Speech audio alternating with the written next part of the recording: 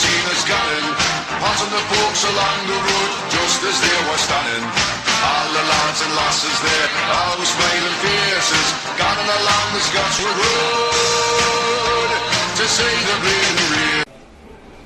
Welcome to the Old Geordie Geezer's analysis of the Shelvey Disciplinary Independent Commission hearing.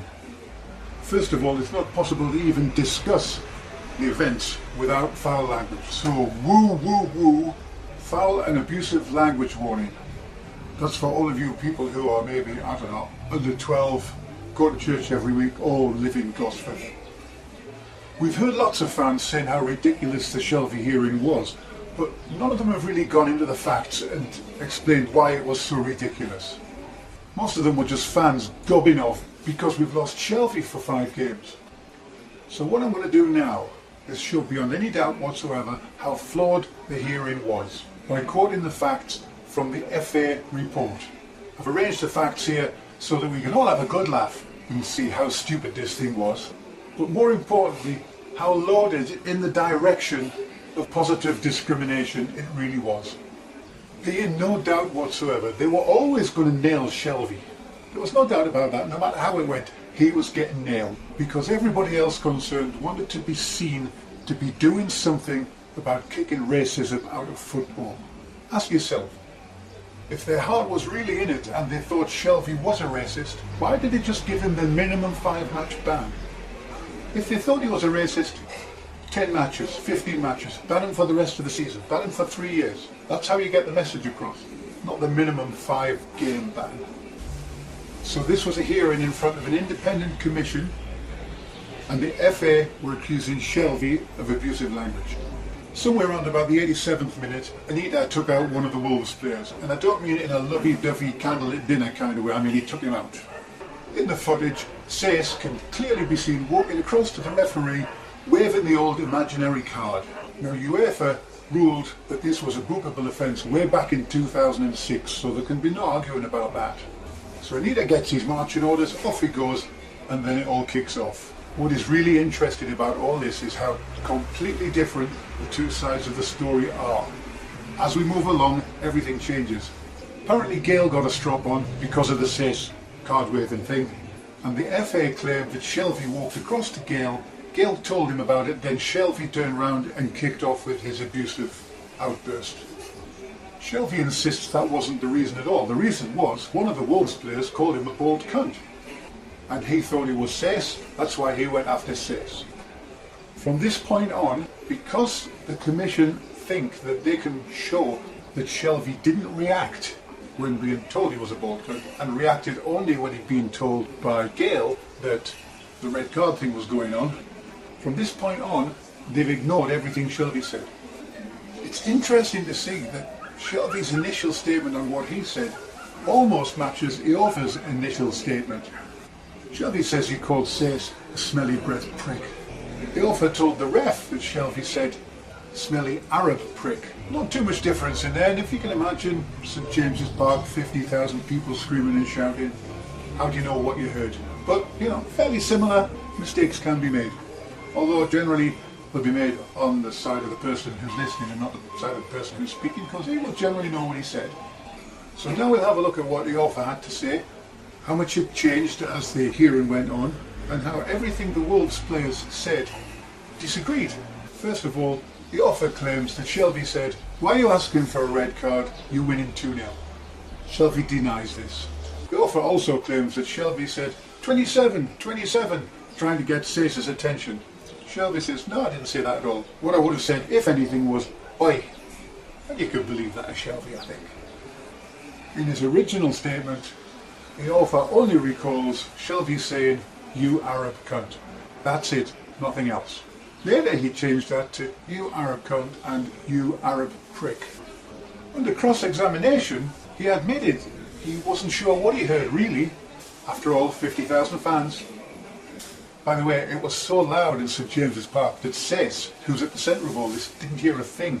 So the main protagonist here has made an accusation and he's not even sure what he heard. Well, you would think at this point that would be it. Game over, evidence tossed out, case dismissed if you like. But no, they carry on. Iofa was approached by Doherty who said, "Did he really say that?" Now at this point, the author becomes 100% sure about what he heard. Now I find this strange because I would kind of think you're sure when you heard it or you're not sure. But you can't become sure later. You know, you're either sure then or you're not. Now what I would think as an independent person, you know, not particularly biased for my own team, I would think, well, is the author reporting what he actually heard, what he's sure he heard, or is he just reporting what Doherty said to him? So at best, this is just hearsay. At worst, this is a conspiracy. Iorfa and Doherty reported the matter after the match. Iorfa was 100% sure now that Shelvey used the word Arab. Doherty and Borthwick Jackson were also cross-examined. Both players were told, as was Iorfa, that their statements were inconsistent with each other and inconsistent with what other people had written down after the match. Doherty maintained he heard Shelvey say Arabic cunt and Moroccan prick, though not necessarily with the words in that order. Now there's a reliable statement for you. Although not sure which order the words were in, he was 1,000% sure those words were said. Yet oddly, Iorfa makes no mention of the word Moroccan anywhere. Borthwick Jackson insists that he heard Shelvey call Sace a smelly Arab cunt. Now this is probably the nearest thing to the truth we've heard all the way through this. And he was 100% sure. So everybody's fairly sure of everything, although they're all sure of different things. Now this entire case is built around these three witnesses, and they can't even agree between themselves what was said. Now after that, the whole thing takes another interesting twist. Events were reported to the Wolves team doctor, who was probably the only person there who could actually write, and the doctor's notes say that the author said that Shelvey had said, "Oh you prick, oh you cunt, you Arab cunt." Now there's another change of story, more inconsistency. It's almost as if Monty Python style, he's making it up as he goes along. Then the doc says that Doherty had claimed he heard Shelvey say, "You Moroccan cunt, you Arab prick, you smelly-breathed prick." Right after the match, Iorfa and Doherty immediately informed the Wolves coach, who went to the referee. The ref's notes say that Iorfa had reported that Shelvey had called Sace a smelly Arab prick. Now Shelvey denied this and said yes, he did call him a smelly-breathed prick in response to Sace calling him a bald cunt, or he thought it was Sace. Now the Wolves team captain didn't hear any of this. However, he did say that Iorfa reported to him that Shelvey had called Sace a smelly Arab. Now think about this logically and sensibly, not as a Newcastle fan, but as a logical person. Yes, there's a couple of you out there somewhere. Shelvey is supposed to have called Sace an Arabic prick and a Moroccan cunt, but they report him to the referee as having called Sace a smelly-breathed Arab. Now, isn't that a bit like charging a murderer with parking on a double yellow line or not paying his road tax or something like that? I mean, if you had really insulted the guy and been racially abusive, surely they would have nailed it there and then and not just come up with this story afterwards. This is classic Monty Python. This is the witches scene from the Holy Grail. A couple of things here are fairly obvious. The Wolves players' evidence is unbelievably inconsistent. Not only could they not agree with each other, but they didn't agree with what the doctor, the referee and the coach had written down that they had said. And the other thing that's fairly obvious here is that everything that Shelvey said was just completely disregarded. And the witnesses that Shelvey brought in, he brought in Mitrovic and Gale, who both said they heard nothing, were just completely dismissed.